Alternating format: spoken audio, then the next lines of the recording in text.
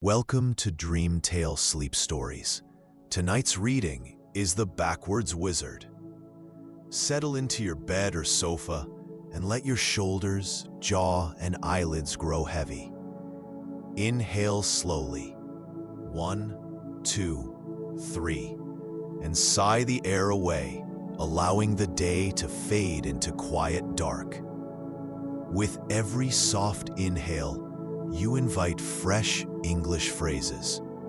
With every gentle exhale, stray thoughts drift farther off.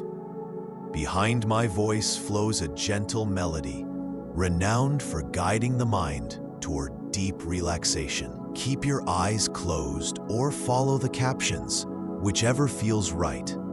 Simply receive the rhythm and resonance of the language. Deep in rest, tonight's phrases will take root like seeds, ready to bloom into stronger English skills with the morning light. When you feel settled, hold that unhurried breath and allow yourself to drift into the tale. The Backwards Wizard begins now. And when the story's final line has faded, the music will linger a little longer, carrying you gently deeper into sleep. The Backwards Wizard. Finn was 16 years old when he discovered that magic hated him, or at least that was what it felt like on his first day at Crystal Brook Academy of Magical Arts. The academy sat on top of a floating island, surrounded by purple clouds that sparkled with tiny stars. Students from all over the magical kingdoms came here to learn spells, brew potions, and master the ancient arts. Finn had dreamed of this moment for years, ever since his grandmother told him he had magical blood running through his veins. "Remember, dear boy," his grandmother had said before he left home, "magic responds to your heart and intentions. Always be true to yourself, and the magic will flow naturally." Finn carried those words with him as he walked through the grand entrance hall of the academy. Crystal chandeliers hung from the ceiling, casting rainbow patterns on the marble floors. Students in blue robes hurried past him, chatting excitedly about their upcoming classes. Professor Hawthorne, a tall woman with silver hair and kind green eyes, welcomed all the new students in the Great Hall. "Today marks the beginning of your magical journey," she announced. "You will discover powers you never knew you possessed and learn to use them responsibly." Finn's first class was basic spellcasting with Professor Mills, a cheerful man with a round belly and a beard that changed colors when he laughed. The classroom was filled with 20 nervous first-year students, all holding their new wooden wands. "Let's start with something simple," Professor Mills said. "The Lumina spell creates a small ball of light. Simply point your wand forward, think of bright, warm light, and say Lumina clearly." One by one, the students tried the spell. Beautiful glowing orbs appeared above their wands, floating gently in the air. Sarah, a girl with curly red hair, created a golden light that danced like a butterfly. Marcus, a tall boy from the Mountain Kingdoms, produced a steady blue glow that illuminated half the classroom. Then it was Finn's turn. He pointed his wand forward, concentrated on bright, warm light, and spoke clearly. "Lumina." Instead of light, darkness poured from his wand like black ink. The classroom became so dark that nobody could see their own hands. Students gasped and some screamed in surprise. "Interesting," Professor Mills said calmly, quickly casting a spell to restore the light. That's never happened before. Let's try again, Finn. Perhaps you need to focus more clearly on what you want. Finn tried again, this time imagining the brightest, most beautiful light he could think of. Lumina. Again, darkness flooded the room, this time accompanied by a cold wind that made everyone shiver. Maybe we should move on to the next student, Professor Mills suggested gently, though Finn could see concern in his eyes. The pattern continued in every class. In herbology, when Finn tried to make plants grow faster, they withered and died instantly. In potions, his healing brew turned into a poison that melted through the bottom of his cauldron. During flying lessons, when he cast a spell to make his broomstick go up, it crashed straight down into the ground. Everything I touch turns backwards, Finn complained to his roommate, Oliver, that evening. Oliver was a quiet boy from the desert kingdoms who specialized in sand magic. Maybe you're trying too hard, Oliver suggested. My grandfather always said that sometimes magic has its own plans for us. But Finn wasn't convinced. As days turned into weeks, his reputation as the backwards boy spread throughout the academy. Students began avoiding him, afraid that his reversed magic might affect their own spells. Some of the older students even started calling him Reverse Finn and would laugh whenever he passed by in the hallways. The worst incident happened during Defense Against Dark Magic class. Professor Blackwood, a stern woman with sharp features and piercing black eyes, was teaching them a basic protection spell. The Shielda spell creates an invisible barrier that protects you from harmful magic. She explained, "This is one of the most important spells you'll learn, so pay close attention." When Finn's turn came, he focused all his energy on creating a strong protective barrier. "Shielda!" he shouted. Instead of protection, a wave of dark energy burst from his wand, shattering every window in the classroom and cracking the stone walls.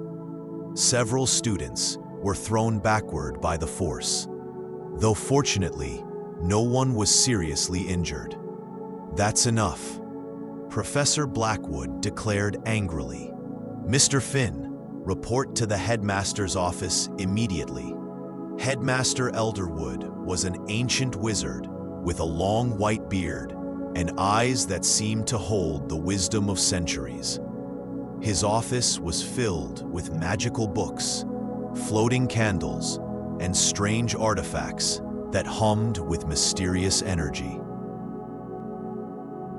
"Sit down, young Finn," the headmaster said kindly. "I've been expecting you." "You have?" Finn asked, surprised. "Indeed. Your unique magical condition is quite rare, but not unheard of. Tell me, have you ever heard of the prophecy of the reversed star?" Finn shook his head. Headmaster Elderwood walked to a large bookshelf and pulled out an enormous ancient tome bound in midnight blue leather. The pages were yellow with age, and strange symbols glowed faintly on the cover. "This prophecy was written 1,000 years ago," the headmaster explained, opening the book carefully. "It speaks of a wizard whose magic flows in reverse, who will appear when the kingdoms face their greatest danger." He began to read, "When darkness rises and hope seems lost, the reversed star shall shine. Magic that flows backward shall become the key forward." What others see as failure, the wise shall know as fate. Finn listened in amazement. But sir, I can't do anything right. My magic always goes wrong. Perhaps, the headmaster said with a mysterious smile, or perhaps your magic is exactly what it should be. The prophecy continues. In the darkest hour, the reversed star shall turn the tide. Light from darkness, life from death, hope from despair. I don't understand, Finn said. Neither do I completely, the headmaster admitted. But I believe your time will come. Until then, continue your studies. I'm arranging for you to have special lessons with Professor Moonweaver. She specializes in unusual forms of magic. Professor Moonweaver was unlike any teacher Finn had met. She was young, perhaps only 10 years older than her students, with silver hair that seemed to float around her shoulders and eyes that changed color like an opal. Her classroom was in the highest tower of the academy, surrounded by windows that showed views of the stars, even during the day. The first thing you must understand, she told Finn during their first private lesson, is that magic is not about controlling power. It's about understanding it. Your magic flows backward because that's its nature. Instead of fighting it, let's learn to work with it. But how? Finn asked. Everything I do causes problems. Does it? Professor Moonweaver asked. Let's examine what really happens when you cast spells. When you tried to create light, you created darkness. But think about it. Without darkness, can we truly appreciate light? Darkness defines light, gives it meaning. She handed him a small seed. Try to make this grow. Finn pointed his wand at the seed hesitantly. Are you sure? I'll probably kill it.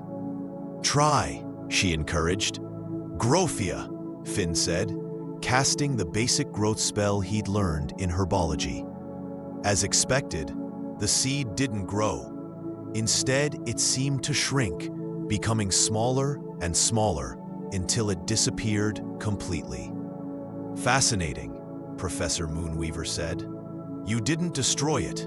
You sent it backward through its growth cycle. It's probably back to being just an idea of a seed now. Pure potential. She took out another seed and placed it in a small pot of soil. Now try again, but this time, think about the reverse. If your magic goes backward and you want something to grow, what spell should you really cast? Finn thought hard. Maybe if I cast a shrinking spell, it will grow instead? Excellent reasoning. Try it. Finn pointed his wand at the new seed. Diminisha. To his amazement, the seed immediately sprouted. Green shoots pushed up through the soil. And within moments, a beautiful flower with silver petals bloomed before his eyes. There you are, Professor Moonweaver said proudly. You're not a backwards wizard, Finn. You're a reverse wizard.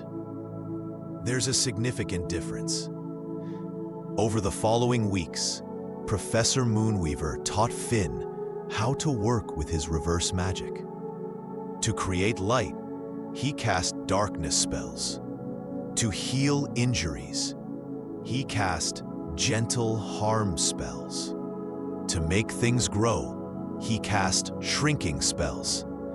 It was confusing and required him to think completely differently than other wizards. But gradually, he began to understand his unique gift. His fellow students started noticing the change. In herbology class, Finn could now help dying plants by casting wilting spells on them, which made them bloom more beautifully than ever. In potions, his failed mixtures actually created entirely new types of magical brews with unexpected properties. Sarah, the girl with curly red hair, was the first to apologize to him. "I'm sorry we called you names," she said one evening in the common room. "I didn't understand that your magic was just different, not wrong." Marcus, the tall boy from the mountain kingdoms, nodded in agreement. "My grandmother always told me that the most powerful magic comes from the most unexpected places. I should have listened." Even Oliver seemed proud of his roommate's progress. "I knew you'd figure it out," he said. "Your magic was never the problem. You just needed to learn its language." But just as Finn was beginning to feel confident about his abilities, a great danger approached the academy. It started with the disappearance of Professor Mills. One morning, he simply wasn't in his classroom, and no one could find him anywhere on the floating island. Then, Professor Blackwood vanished, followed by 3 more teachers over the course of a week. Headmaster Elderwood called an emergency assembly in the Great Hall. His face was grave, and the usual twinkle in his eyes had been replaced by deep concern. "Students," he announced, "our academy is under attack by an ancient evil known as the Shadow Weaver. This dark wizard has the power to steal magical energy from other wizards, leaving them powerless and eventually causing them to fade away completely." Gasps echoed throughout the hall. Some of the younger students began to cry. "The Shadow Weaver feeds on traditional magic," the headmaster continued. "The stronger the wizard, the more attractive they are to this creature. This is why our most powerful teachers have been targeted first." "What can we do?" asked a brave 7th-year student.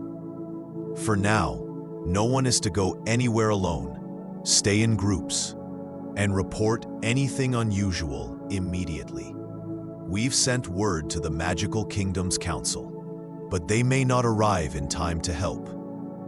That night, as Finn lay in bed listening to the worried whispers of his classmates, he couldn't shake the feeling that the headmaster's words about the prophecy of the reversed star were more important than ever. His thoughts were interrupted by a blood-curdling scream from somewhere in the academy. Finn and Oliver rushed to their window and saw a terrifying sight. A figure made entirely of swirling black shadows was gliding through the corridors of the school, leaving a trail of icy darkness behind it. Through the windows, they could see students running in panic. "That must be the Shadow Weaver," Oliver whispered, his face pale with fear. As they watched, the creature approached Professor Moonweaver, who was trying to protect a group of first-year students. She cast spell after spell at the Shadow Weaver, creating brilliant shields of silver light. But the creature seemed to absorb her magic, growing larger and darker with each spell she cast. "It's feeding on her magic," Finn realized with horror. "The more she fights it, the stronger it becomes." Professor Moonweaver was growing weaker by the moment. Her silver hair was losing its luster, and her movements were becoming slower and more labored. "We have to help her," Finn said, grabbing his wand. "Are you crazy?" Oliver asked. "What can we do against that thing? We're just first-year students." But Finn was already running toward the door. Something deep inside him told him that this was the moment the prophecy had spoken of. His reverse magic, which had seemed like such a curse, might be the only thing that could save the academy. He ran through the corridors toward Professor Moonweaver's location, his heart pounding with fear and determination. Behind him, he could hear Oliver's footsteps following, along with those of Sarah, Marcus, and several other brave students. When they reached the scene, Professor Moonweaver had collapsed to her knees. The Shadow Weaver loomed over her, tendrils of dark energy reaching out to drain the last of her magical power. "Stop!" Finn shouted, pointing his wand at the creature. The Shadow Weaver turned toward him, and Finn felt a wave of pure terror wash over him. The creature's face was a void of absolute darkness, and where its eyes should have been, there were only swirling pits of nothingness. "Another young wizard," the Shadow Weaver spoke in a voice like wind through a graveyard. "How delightful. Your magic will taste particularly sweet." The creature began moving toward Finn, leaving Professor Moonweaver barely conscious on the floor. Finn's friends tried to cast protection spells, but their magic was immediately absorbed by the Shadow Weaver, making it even more powerful. "Don't use your magic," Finn warned them. "You're just making it stronger."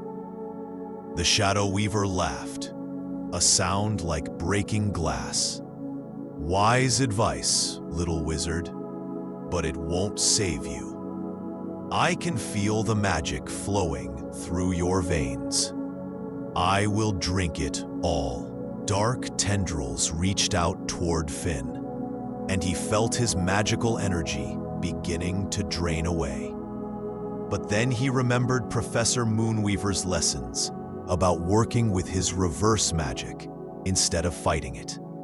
If the Shadow Weaver fed on magical energy and Finn's magic worked backward. "Drainus!" Finn shouted, casting a spell he'd learned for draining magical energy from objects. But instead of draining his own energy toward the Shadow Weaver, his reverse magic caused the opposite effect. The magical energy that the Shadow Weaver had stolen began flowing back toward its original owners. The creature screamed in rage and confusion as it began to shrink. "What are you doing? This is impossible!" Professor Moonweaver's silver hair began to glow again as her power returned. Around the academy, the missing teachers who had been drained of their magic started to recover their strength. "You're a reverse wizard," the Shadow Weaver hissed, understanding at last. "Your magic flows against the natural order." "That's right," Finn said, feeling more confident. "And that means you can't feed on it." He cast spell after spell, each one working in reverse. When he cast healing spells on the Shadow Weaver, they caused it pain. When he cast strengthening spells, they made it weaker. When he cast protection spells, they created vulnerabilities. The Shadow Weaver tried to fight back, but its dark magic was designed to work against traditional wizards. Against Finn's reverse magic, it was completely ineffective. "This cannot be," the creature shrieked as it grew smaller and smaller. "I have consumed the power of 1,000 wizards. And now you're going to give it all back," Finn declared, casting the strongest draining spell he knew. The Shadow Weaver let out one final scream before it dissolved completely, leaving behind only a small, ordinary shadow on the floor.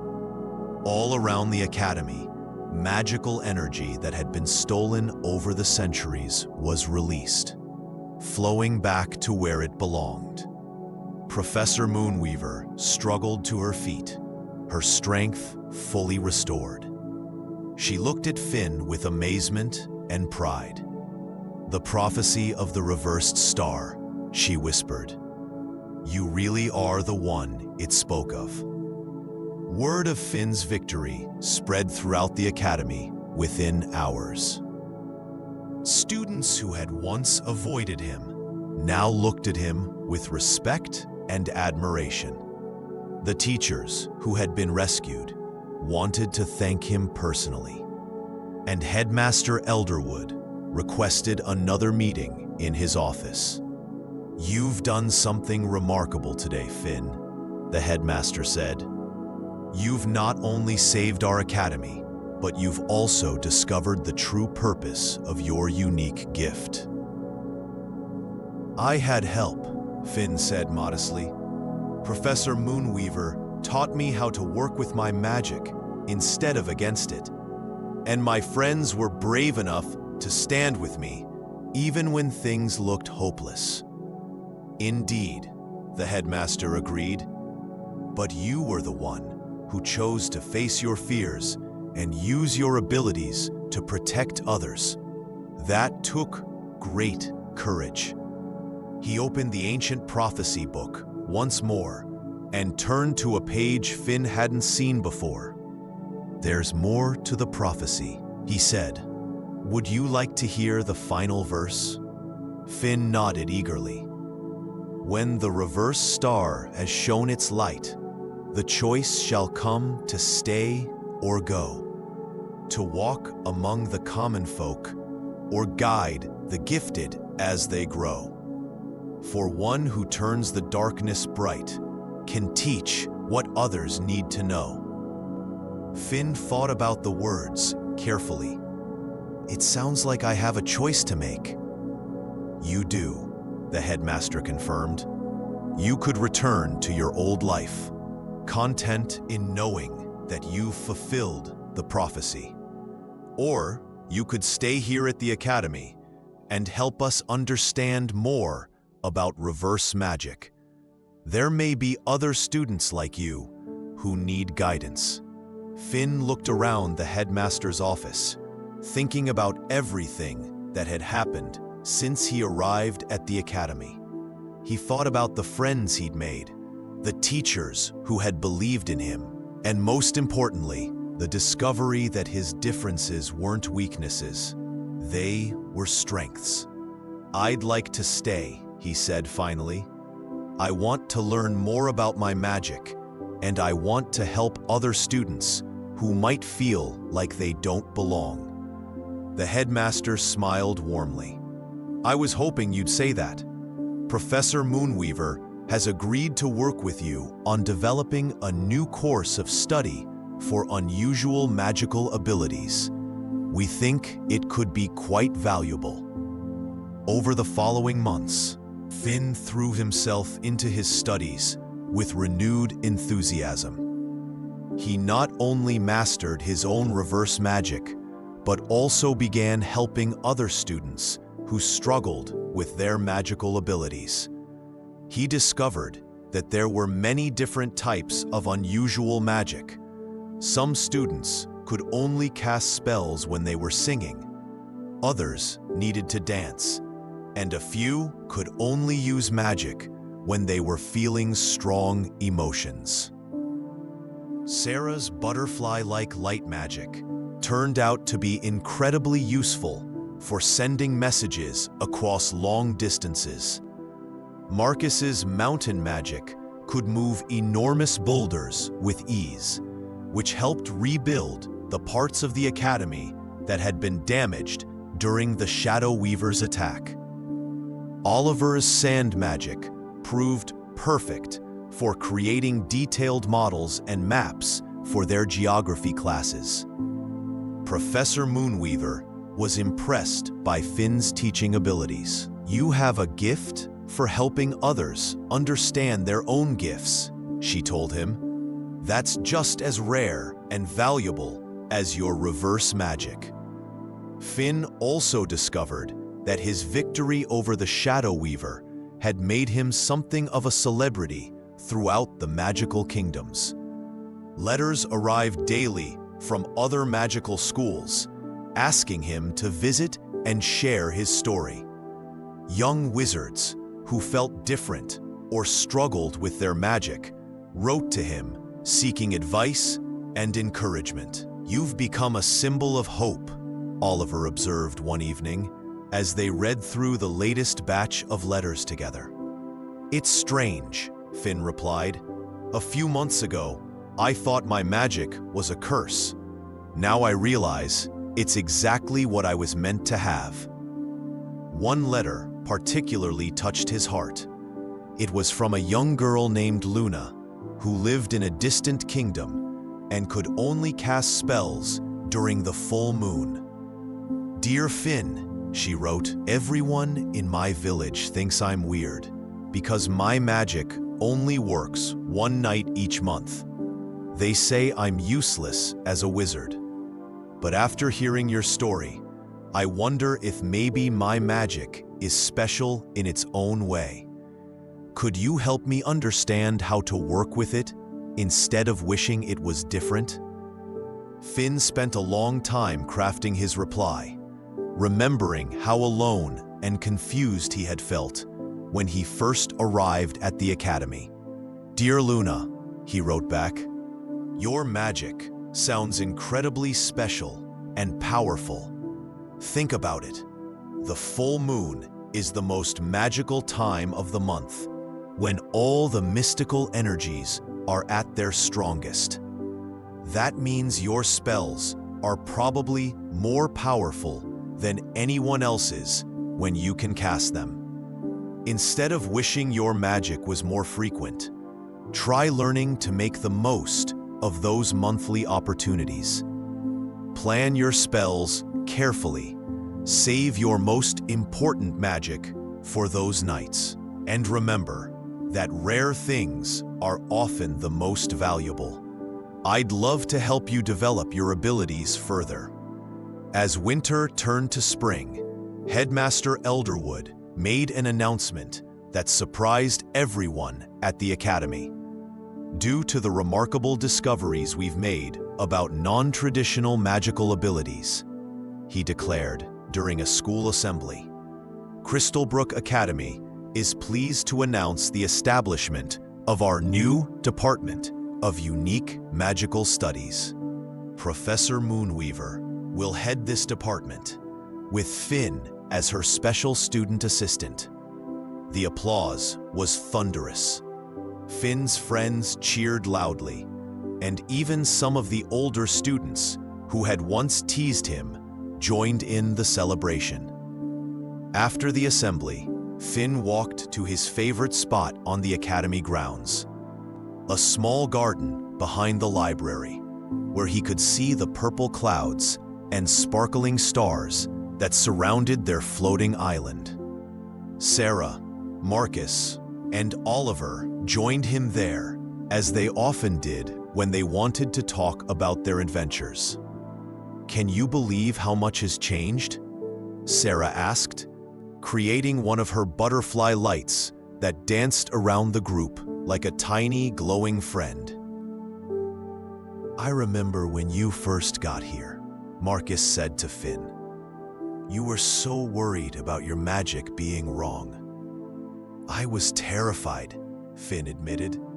"I thought I'd never fit in anywhere."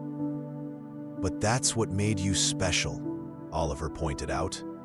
"If your magic had worked like everyone else's, you never could have defeated the Shadow Weaver." Finn nodded, thinking about the wisdom in Oliver's words. "Professor Moonweaver always says that our differences are our strengths, even when we can't see it at first." "So what's next for the famous reverse wizard?" Sarah asked with a grin. Finn laughed. "More studying, more helping students like us, and hopefully more adventures. The headmaster says there are other magical academies that want to start their own departments for unique abilities. We might get to travel and help set them up." That sounds amazing, Marcus said. Think of all the students we could help who are feeling lost and confused like we once did. As the sun began to set, painting the sky in brilliant shades of orange and purple, Finn reflected on his journey. He had started as a boy who thought his magic was broken, but he had discovered that it was exactly what the world needed. His reverse magic hadn't just saved the academy. It had opened up entirely new ways of thinking about what magic could be.